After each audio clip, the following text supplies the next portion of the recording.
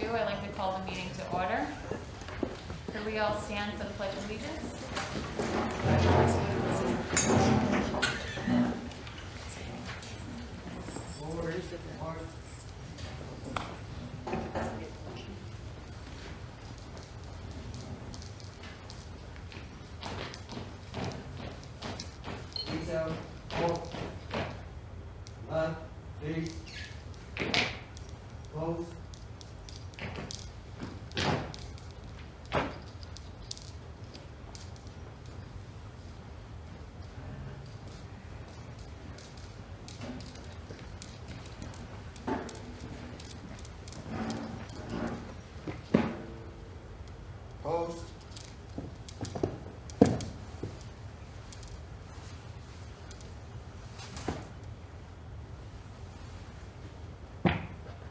Present arms. I pledge allegiance to the flag of the United States of America and to the republic for which it stands, one nation, under God, indivisible, with liberty and justice for all. Order. Arms. Post.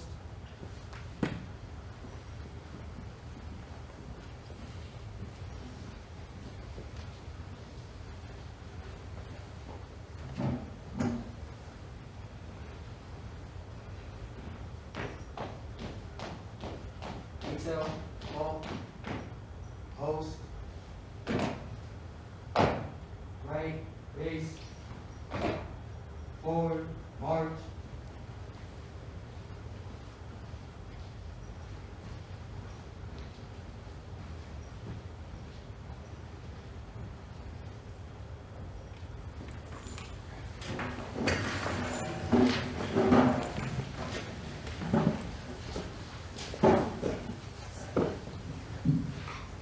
Just want to make sure anyone can hear me. Yes, okay. Public participation. The board welcomes public participation and asks that speakers please limit their comments to 3 minutes.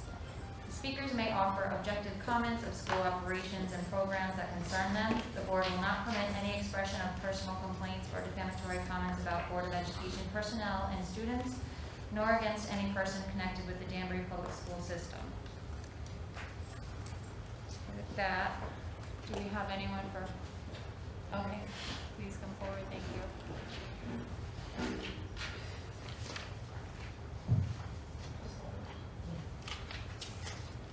Hello. My name is Cynthia Dodo. I live at 17 Ridge Road in Danbury. A parent of 2 Danbury students, one former, one current. And the reason why I'm here is I'm just a little confused and I'm looking for some clarity as far as the mask mandate. I received a notification on the 7th, a letter from Superintendent Walston, and at the end of the letter it was talking about COVID procedures as far as testing and quarantine, and at the end it says the district will continue to enforce universal masking and maintain the mitigation strategies we have used throughout the pandemic. We also continue our ongoing collaboration with the City of Danbury's Department of Public Health. Now, the confusion for me arises with the fact that on Monday as well, the governor said that he is going to lift the mask mandate for the entire state, and it'll happen on the 28th. I'm sure that's what it will said, but my question is, what is Danbury planning on doing as far as mask mandate? He said he's going to leave it up to the individual districts. So, excuse me, with respect to that, I'm curious as to how this decision is going to be made. Will it be made from City Hall? Will it be made through the superintendent's office? Will it be made through the Board of Education. So I'm just looking for some clarity with respect to that. And basically, as a parent, I'm coming out, and I would also just like to state that I would like the mask mandate lifted. I think that we put, we've heard burden on our children, with one which they really never had to carry, because they're really at extreme low risk of catching COVID. So, one reason why I want the school system to remove the mask mandate, the first one, most of all, is that the children are at completely such a low risk, and we should be thankful for that. As far as, you know, that they really aren't affected, and we shouldn't put that burden on them anymore. Second reason, vaccines have been available to all ages now for the children in the Danbury Public Schools. So they're available for 5-year-old up until however old you are. And in just checking, I don't know if Kara Prunty's here, she's the head of the health department. Just in looking at her statistics. Just so you know, you're over 3 minutes, so if you could just wrap it up, thank you. So basically, I just want, you know, my opinion, that, you know, we should really stop mandates, just from the fact that, kids are at low risk. Vaccines have been available to everyone who wants them. There's treatments out there, and that it's done a lot of collateral damage that no one had anticipated. Thank you for your time. Thank you.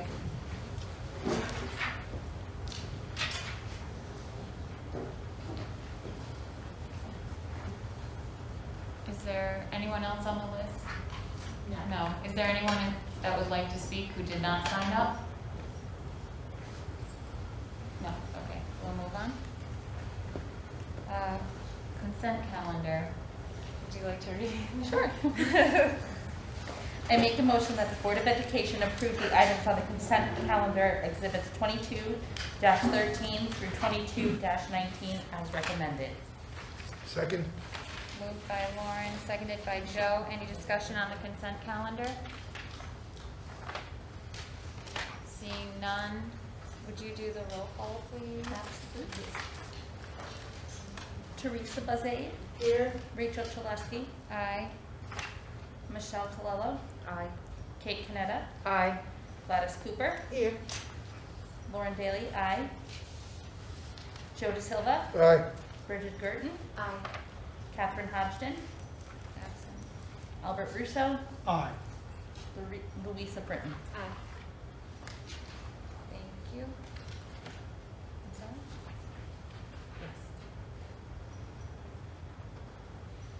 Moving on, I don't see any of our staff representatives this evening.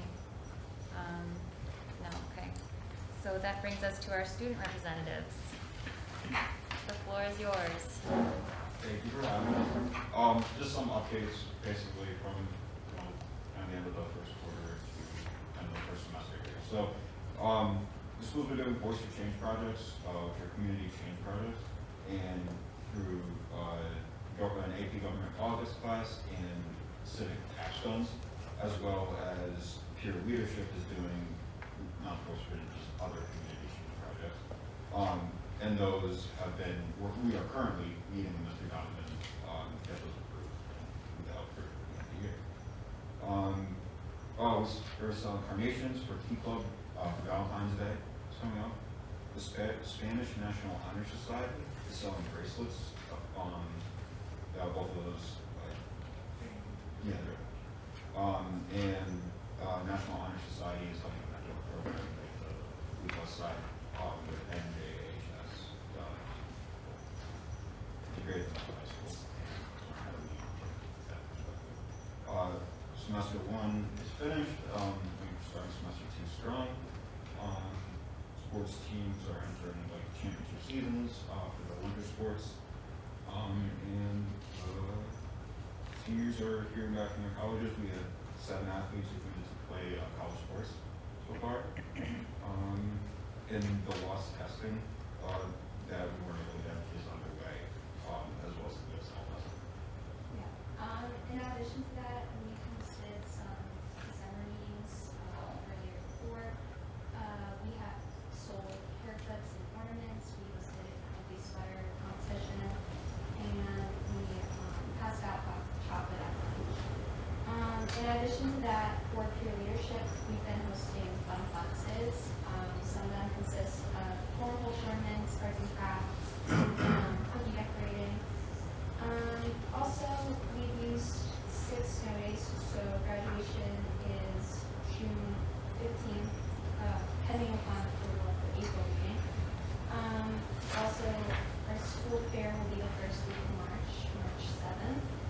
And prom dates have been set. The senior prom is going to be May 27th at the Amber Room, and the junior prom is going to be May 13th at the Portuguese Club.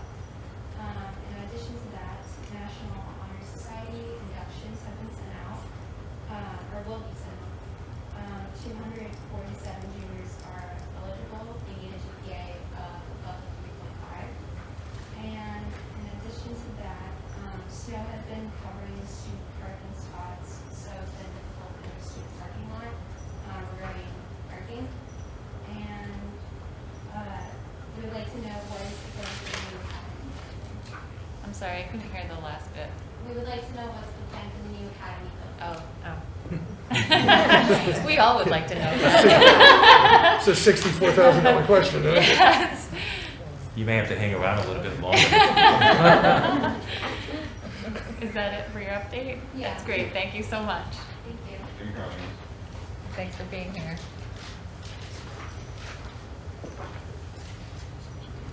So you're welcome to stay, but feel free to leave if you must. Thank you. So action items.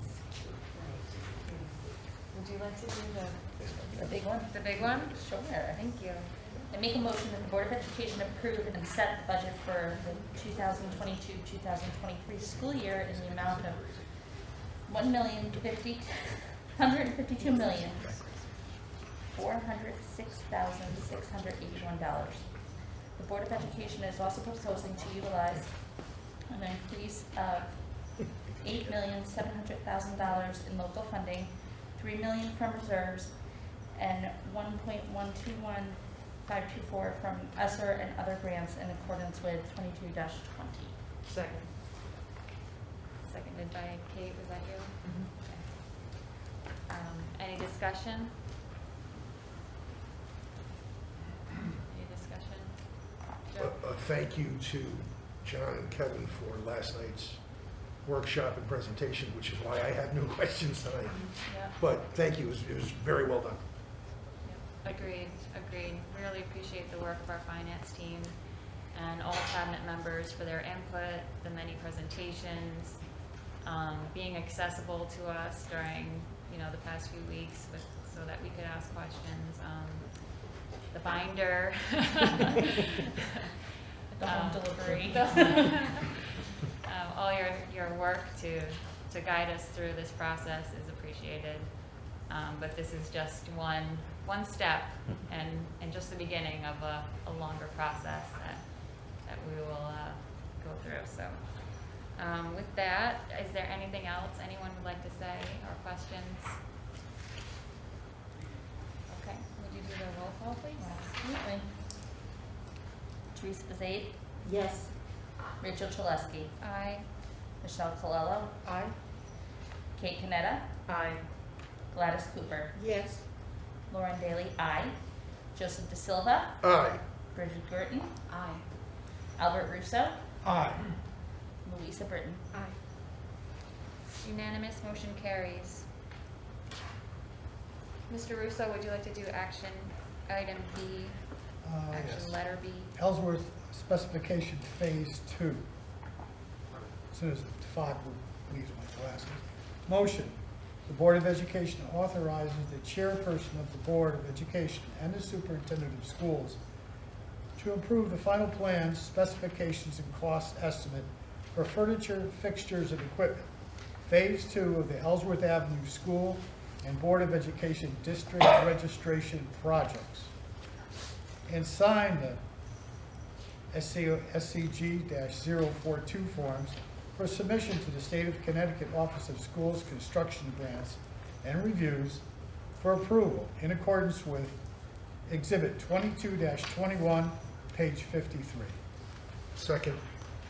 Been moved by Al Russo, seconded by Joe DeSilva. Any discussion?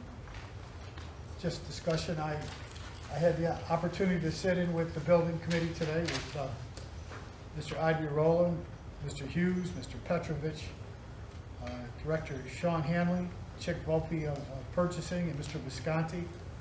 And I was pleased with the clarity on which they moved forward, because we need clarity at this point, because there's a lead time to get the furniture in between 16 and 18 weeks. That's of today. And we're shooting for an August 22 opening. And also through the efforts of Mr. Idiarola's department, it's my understanding that they came in under budget. Thank you. Thank you. Any other discussion from board members? Okay. Can you do roll call, please? Teresa Basade, Yes. Rachel Chalesky, Aye. Michelle Colello. Aye. Kate Canetta. Aye. Gladys Cooper. Yes. Lauren Bailey, aye. Joseph DeSilva. Aye. Bridget Gerton. Aye. Albert Russo. Aye. Louisa Britton. Aye. It's unanimous, motion carries.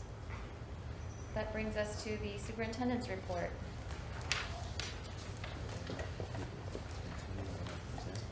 Oh, I'm sorry. It's okay, I want to thank you for supporting this phase, I appreciate it. You'll see us a little more, we got 2 more phases. Okay, excellent. Thank you for being here. Antonio, Tom, Dan, thank you. Thank you for your part.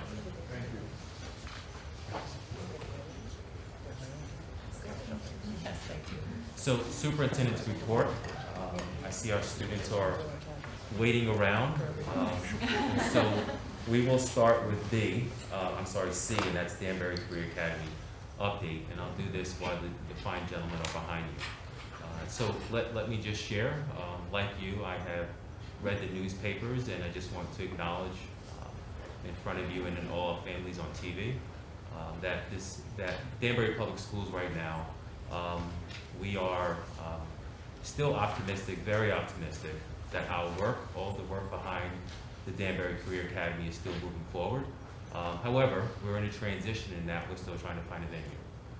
And so the venue that was initially planned, which is the building at the summit, it appears to be some challenges in negotiations. And so the city is looking into different options at this time. It is my understanding, whether it's at the summit or a different location or venue in the city, that the opening of a new school is very much still part of the plan.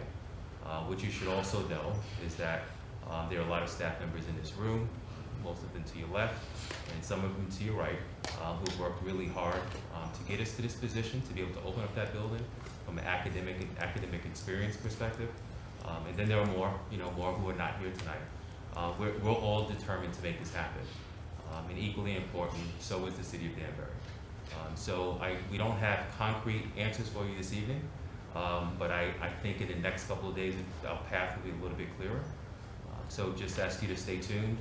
I think we'll have a lot more answers before the next board meeting, but I think no later than the board meeting. I think the path will be a little bit clearer for all of us in this room, because I think we've all been a little anxious about what's next. So we were all a little surprised by the stall in negotiations and a little confused about what that meant for us moving forward. But we've been assured by the city that a venue is their top priority, and we will find one. So just stay tuned. The team and I were working really hard to make sure your academic experience is going to be top notch. That is not going to change, but the venue might, and we will be prepared for that. So I just wanted to, I'm glad you stayed for this update. Yeah. Geography can be malleable we can go within a spot. Has the city given us any indication as to whether they believe we are going to meet our goal of being open fall 24? I Because think, that's actually the important, yeah, that's a good. that's the opening date. So I think it depends on where the venue is. And I think once that is solidified, my understanding is that will help determine if. And so I was not given the impression that 24, 25 was not a possibility. But I think they need to decide on where first and then go from there. Have they given us any estimate of when solidity might come? Yes, great question. So today's Wednesday. I was kind of left with the impression this will be a little bit more crystal by the end of the week. Okay. And so I'm hoping in the next couple of days we're going to hear, again, like that path, I think it'll be a little clearer. Okay, thank you. Thank you. That's all I have, I'm sorry. You're welcome to stay though, but that's all I did the have. best I could. He can't tell me what he doesn't know. Yeah, that's right. And so, the next report I just want to speak to is, I'll start from the top now, Superintendent Goals Update, Family, School, and Community Partnerships. I did share this update in our Community Relations Committee last night, but I want to ask Dr. Seeley to provide an update regarding our district website survey. Many families may have seen the survey, and I just want to provide an update for the board, and then also for our community, the intention behind the survey. So the district just embarked on beginning of a fairly long process of reviewing our website, and one of the first steps in that was to put a survey out to the community to get some feedback about what people want to see, and more importantly, how they're going to use the site so we can make sure it's optimized, whether it's primarily mobile, languages that we want the information to be available in, if there's certain things that should be available to download versus just posted, all these sorts of things. So that survey went out to parents in our letter 2 days ago now, and we've already gotten about 160 people to respond to it across all the 3 different languages, Spanish, Portuguese, and English. That survey is going to be open until the 16th of February, at which time it'll close, and the partners we have doing this, it's an agency out of Hartford called Lumi. They're going to run the analytics on it and incorporate that feedback into the proposal. So from February through May, we're basically going to see a whole lot of mock-ups, wireframings, and sort of test pages, and to get a sense of what it's going to look like and how it's going to feel. I can tell you it's going to feel a lot more like the Danbury City website, and a lot less like the current school website, which if you've been on that homepage lately, it's a very busy page, and there's a lot of different things competing for your attention. So we're going to have a very clean, very modern design, and it's really going to be optimized around the way people primarily want to use it, so you don't have to go clicking 5, 6, 7 levels down to find a little bit of information if you want. So the survey will be open for about another 7-8 days, and we look forward to reporting all back at that time. Thank you, Mike. So the next area I want to focus on is Voice for Change. And next time I need to do a better job coordinating with the students, because Greg had also provided an update. But let me just share, let me put my glasses on because I wrote some notes for myself. So Voice for Change, number one, is the first of its kind student civic engagement invitation offered by our Commissioner of Education, Charlene Russell Tucker. And in this invitation is over $1.5 million of federal relief monies available for districts across the state of Connecticut. As part of the invitation, students are invited to write a proposal on how to change schools and modernize schools in the way in the post-pandemic. And we have a number of students here at Danbury High School who have written a proposal. Students who, the winners at a school, will receive $20,000 on behalf of Danbury High School. Danbury, I think we have 8 or 9 students who have submitted a proposal. I'm making the board aware because I would like to invite Principal Donovan and some of the students who submitted a proposal and share some of their recommendations for change at our next meeting. Just wanted to provide that update for you. Voice for Change is a great initiative for the state of Connecticut. And it's been wonderful to see our students right here in Danbury High School engage in this civic opportunity. So I just wanted to provide that update for you. The next one is the 2022 legislative agenda. Mr. Ryan Bingham, who is our lobbyist, he has agreed to join us at our next board meeting on the 23rd. And at that time, he'll speak to some of the conversations with some of our local legislators and obviously the city of Danbury, and kind of give us a forecast on, number one, reviewing with you some of our focus areas for this year. I have pushed really hard again for the state to escalate our payment schedule, given, which has been well documented in our presentations, our enrollment growth over the last 1, 2, 3, 5 years. And as enrollment in Danbury continues to grow, we will continue to see a decline across the state of Connecticut. It was made very clear to me by the legislators that, it was made clear, Kevin, if Danbury is escalated on the schedule, that means someone has to receive one less year of funding. And I then made it clear, then we can make a very good case that given our enrollment and a decline in enrollment across the state of Connecticut, I think someone could lose a payment while we are awarded an escalated payment.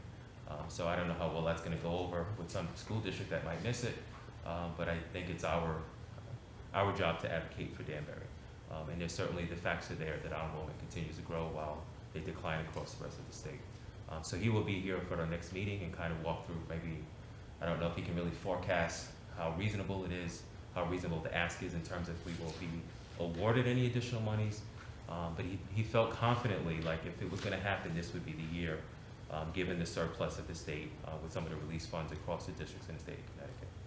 So I'm looking forward to having Ryan at our next meeting, and it's always a great opportunity to ask some clarifying questions as well. And then last but not least, this was not on the agenda, but we did have, just want to acknowledge the governor's announcement on Monday afternoon. And I know we had a question from one of my parents earlier, and frankly, it may be many families in the Danbury community. We actually prepared the letter that went out on Monday, on Friday. And it is true that our masking policy as of right now is still the same until the board makes a decision otherwise. But you are right, and I can understand how there may have been some mismessaging given the timing. But I will be working with the board to schedule a policy committee meeting as soon as possible, certainly prior to the 28th and hopefully in time before the 23rd of February. With the policy committee, I think it will be important for us to review and work with and speak with our local health department, get feedback from the local health department, and hopefully also have an opportunity to invite someone from the mental health community, get some feedback from both agencies across Danbury, and inform the best decision for us. It's my understanding that a lot of districts are, some of our bigger urban districts have already made a decision. Some other districts are made other decisions to mask or not mask. And certainly, I understand right here in our community, we're going to be divided over this topic. We're going to do what's in the best interest of Danbury. And so I'm hoping with our policy committee meeting, we can have an opportunity to discuss those things and certainly invite in the various viewpoints. And then ultimately, we have to make a decision in the best interest of our Danbury community. And so I'm looking forward to scheduling, and my office will be working on some dates with the policy committee, and we can get started with some discussions, and I'm hoping we can have a clearer understanding of next steps no later than our next board meeting. And I know we had a question this evening from Public Speaks, but from my office, we'll be pushing something out to the families regarding the next steps in the process, because I understand that question. Not only the parent from this evening, but we may have many parents who are asking questions about next steps. So we'll make sure we push something out from my office to the community. And then for me, that is it in terms of the superintendent's update. If there are any questions, I'm happy to answer. Are there any questions for the superintendent from board members?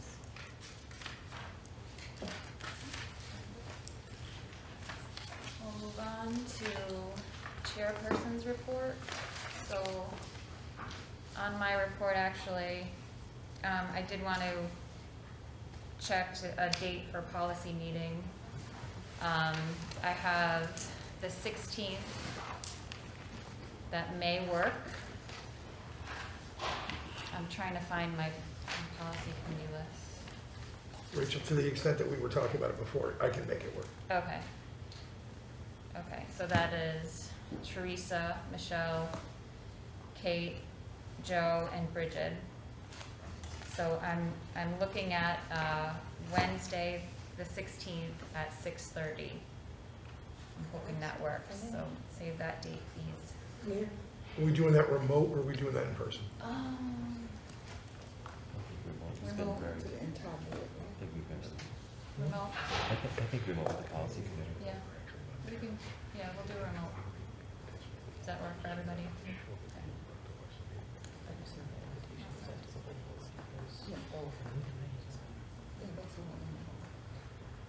Rachel, that invitation board, all board members? Yes, yes. Thank you. Hopefully, this time it will.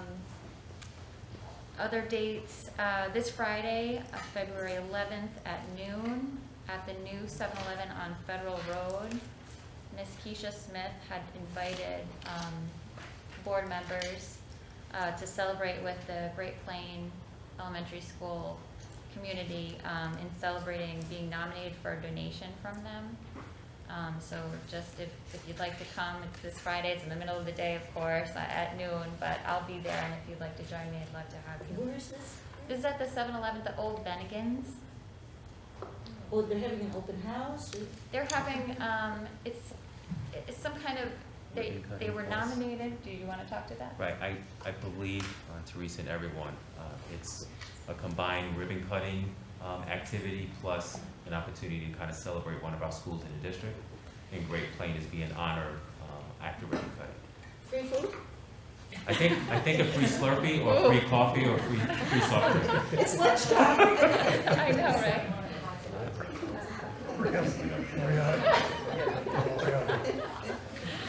It's lunchtime.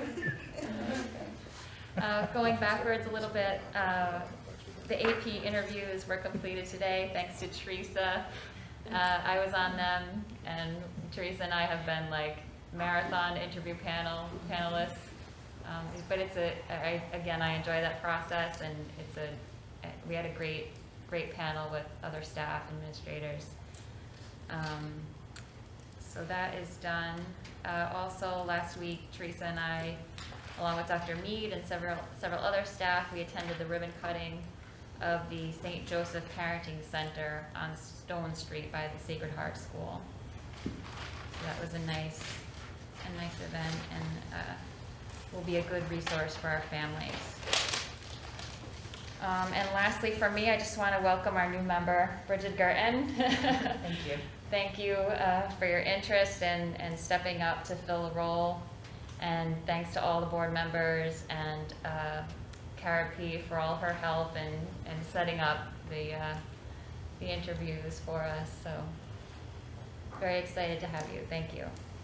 And so that's it from me. Are there any other board communications and comments? Kate? I just wanted to give a little shout out to the Westside Middle School Academy. They had their science fair last week on Tuesday and Wednesday, and I had the honor of being one of the judges on Wednesday for the 8th graders. We saw some really excellent projects. A lot of them were centered around the environment, which I think is really forward thinking on our students' part.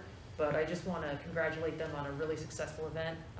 Mr. John Newhousel is the coordinator for that, and he always does a fantastic job. So I just wanted to give him some recognition for that. It's a lot of work for him to coordinate.